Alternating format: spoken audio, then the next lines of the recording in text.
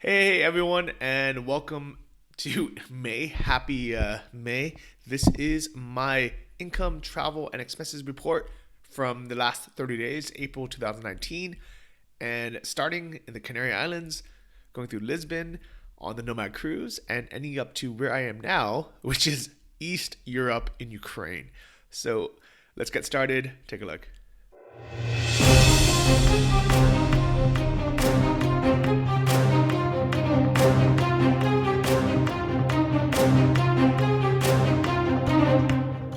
All right, so this cover photo is completely posed, and nobody actually does work and carries their laptop when you're going rappelling or rock climbing or ziplining over the ocean. But someone happened to have their laptop with them, and I thought it'd be funny to pose with this photo. So there you have it. Let's get into the travel first. So I actually started this month in Las Palmas in Gran Canaria. It's somewhere that I've been, I guess just once, but I was there for 3 months last year, and I really enjoyed it.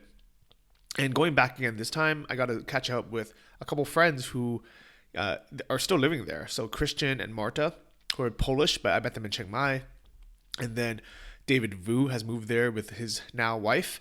And I got to see, a bunch of people from the Nomad Coffee Club, like Maria from Restation, and just all the kind of cool people that I met a few years ago that are still living there now.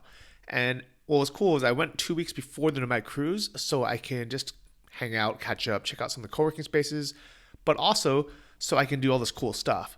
So during that time, we went hiking twice over 2 weekends. We did a bunch of like cool stuff. Like we went snorkeling, we went scuba diving, then we went paragliding, as well as we did a multi-adventure day where we went hiking and like abseiling, where you're like climbing down like the face of a cliff and then rock climbing back up. We did zip lining. We did all this really cool stuff. A lot of things I didn't realize you can do in Gran Canaria, like paragliding, which was a ton of fun. And there's a video of it below if you want to check it out. But I almost didn't go because I had been to Gran Canaria before, and I didn't really have a reason to go back again. And there was no easy flight from Sri Lanka, where I was, to Gran Canaria. But I'm glad I went because it was nice catching up with everyone. And I went because of the Nomad cruise. So this is my second time going on the Nomad cruise, and again, I almost didn't go because I didn't really have a big reason to. But I'm so glad I did, because when you hang out and meet people in person in digital nomad events that are paid, so not necessarily just like the free meetups, the people that either are willing to invest money or have the money to invest to go to a paid conference, whether it's the Nomad Summit conference or the Nomad cruise, usually these people are really cool. They're like down to earth. They have an abundance mindset. They're down to do cool stuff. They're not cheap. They're like just kind of people that I like hanging out with. So pretty much everyone I met on the cruise, are the type of people that I really want to meet and I want to like become friends with. So we got to spend a good 6 days together. We hung out a ton on all the different Canary Island stops in Tenerife, in Lanzarote, and then in Morocco, Casablanca for a day. And we ended up, so on the cruise, we did a bunch of cool stuff, but then we ended up in Lisbon, Portugal, which is another city and country I've been to before. So I almost didn't want to go because I had been there twice now. So this is my third time going. But I actually really liked it again, and it's a place I missed. So I'm really happy that the Nomad cruise kind of forced me to go back to Lisbon, because I probably wouldn't have anytime soon if it wasn't for the cruise happening to end there. My original plan was actually going to stay in Lisbon for a month, just while it was still warm in Portugal, but not in Ukraine yet. But I really just didn't have a reason to stay, and I thought, you know what, let me just tough it out again. I haven't actually experienced winter in probably 7 years now since I left San Francisco, and I was like, how bad could it be? It gets down to 2 degrees at night, which is Celsius, so Fahrenheit I think it's like 40 or something. It was pretty cold, but the nice thing about Ukraine is everything is insulated. So even though it gets really cold outside, it's no longer winter, so it's not snowing, and everywhere's heated, or just, I don't know, like you're just prepared. So it's actually been okay. But you'd think, hey, with all this traveling, going all these cool places, you probably spent a ton of money. And I think I normally would have. But depending on how you travel, so if you travel like a normal 9 to 5 job person travels, you travel like your parents, you'd probably stay in expensive hotels. You're probably flying everywhere. You're probably eating at like expensive restaurants all the time. But as a nomad, it's cool because we're flexible. First, I don't need to stay at an expensive hotel all the time. I like it once in a while, especially if I'm dating someone and we want, to spend a weekend somewhere really nice. But if I'm just traveling by myself with friends, like I really don't care.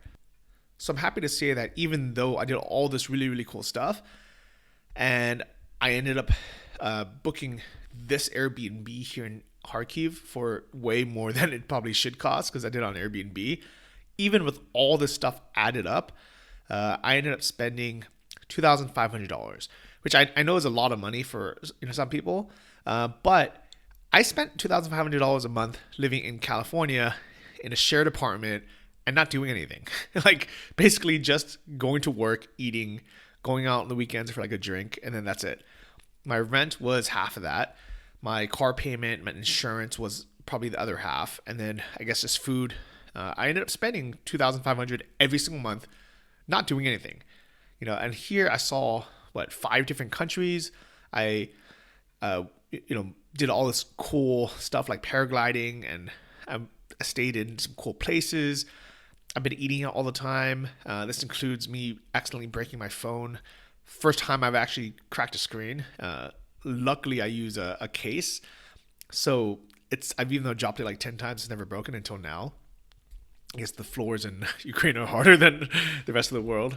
Everything is, but now that I'm here and I'm kind of settled in, I think it should be a lot cheaper. So, shout out to David for letting me stay at his place in Gran Canaria because I was free.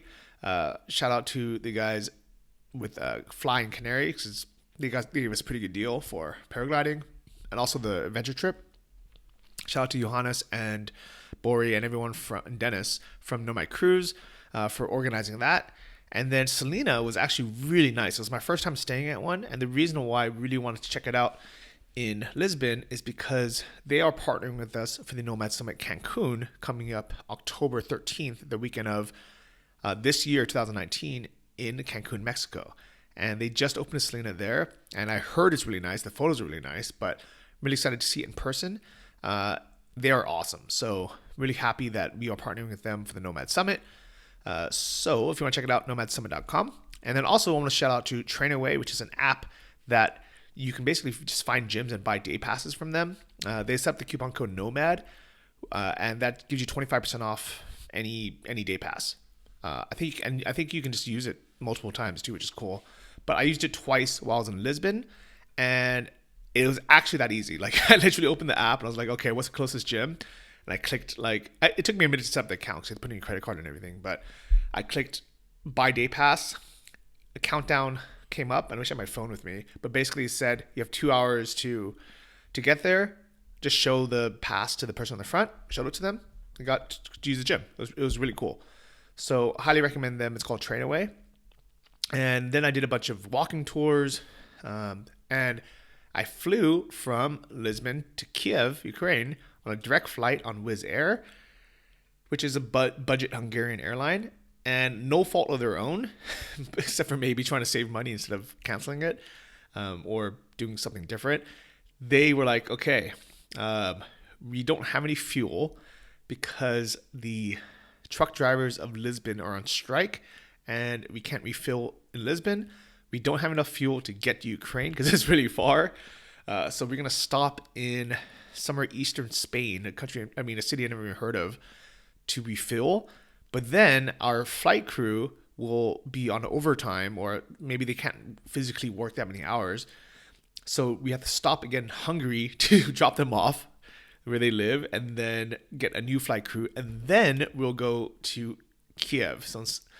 So sorry, guys, you're not going to get there until, was it 5:30 or 6 a.m., even though it was supposed to be a direct flight. And now it's a 3-stop flight. It sucks. I'm glad that we still flew because I think I would have been even more pissed if they just canceled it. So I guess Wizz Air, you guys did a good job. I don't know if there was something you could have done differently, but shame on you guys for striking and ruining our lives hopefully we got what you wanted for it, but I wish there was another way you could have done it. I probably would have just, I think if I was a truck driver, I would have banded together, started my own truck driving company, and just said, okay, now I'm your competitor. I'm going to pay our guys fairly, and then screw you. I'm going to take all your business. But who knows? Who knows what happened, right? But I think a lot of times people don't think, like, when it sucks, because it sucks for both people. And this is kind of a side rant, but this is another reason why I don't like having a normal job, because you're so dependent on your boss paying you fairly or asking you for, you asking for a raise. And if they don't want to give it to you, what do, right? So you can either quit and start your own company, which a lot of people don't want to do, or don't have the money to do, or unwilling to take a loan to do, or they're kind of just stuck getting treated badly. But at the same time, owning a business and having employees, you have to deal with people asking for more money, even though maybe they don't understand the financials. Maybe it's not possible for you to pay them more. So who knows what actually happened, but I'm so glad that I don't have to deal with that stuff, because it sucks. Like, it's annoying. It affects so many people that people don't even think about. And it's just kind of a part of the economy that I want nothing to do with. So I'm glad I'm not an employee, and I'm also glad I don't have a bunch of employees. Anyways, so I finally got to Ukraine. That's where I am now. I'll give a bigger update next month. Maybe I'll do a cost of living breakdown, but it's really cheap so far. Like, you can take a look at the blog post. Everything is so cheap. I've been taking Ubers everywhere, and it's usually $1.80 every time I take an Uber. Like, and it's a 10-20 minute ride sometimes too. So that is it for my expenses. And for my income, as you probably know, I didn't really work this month because I've been traveling. I've been without phone service while I was on the cruise, or without internet service. And then I was flying and just traveling and just doing stuff. So my goal was to just chill, maintain, not, lose money, but also not, focus on making too much. And I don't know why it's not here, but basically, here it is, I guess. That's expenses.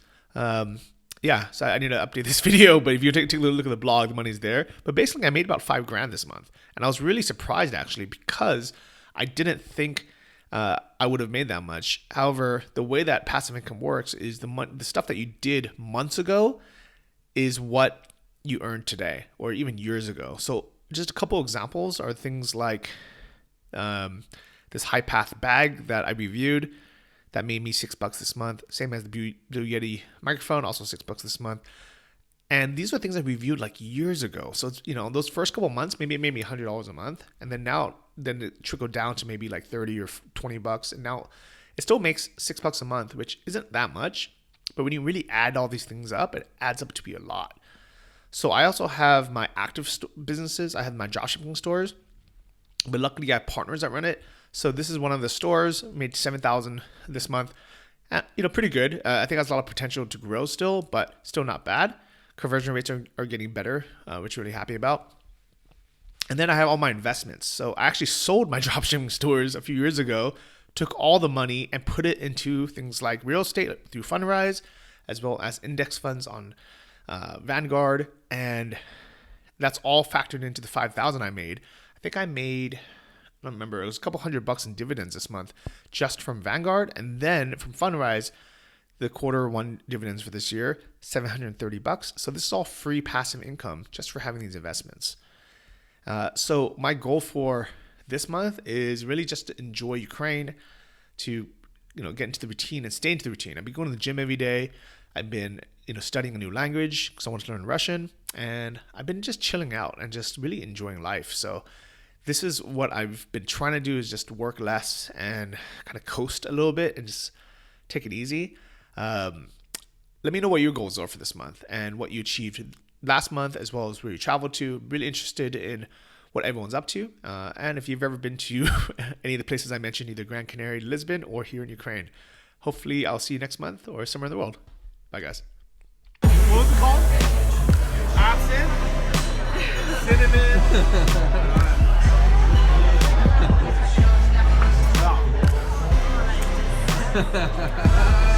So much fucking cinnamon, too. There's a lot of cinnamon. No, never bring that again. Afrique.